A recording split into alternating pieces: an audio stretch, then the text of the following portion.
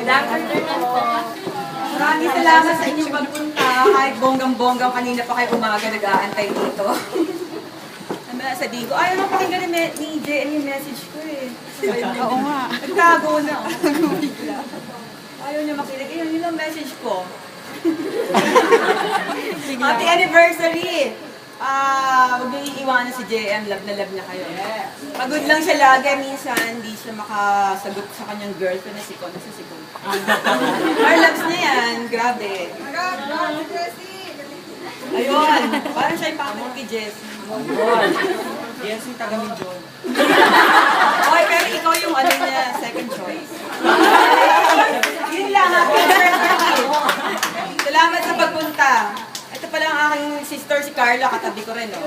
Si Tin, si Juanita, nasa na? Halika, tulungan mo kay ikaw ng kasunod. Thank you sa pagpunta. Ayaw na akong pakinggan ng salita. Tatago na yan. Sabi ko nga, ayaw. Ito kasi, pahamak ko si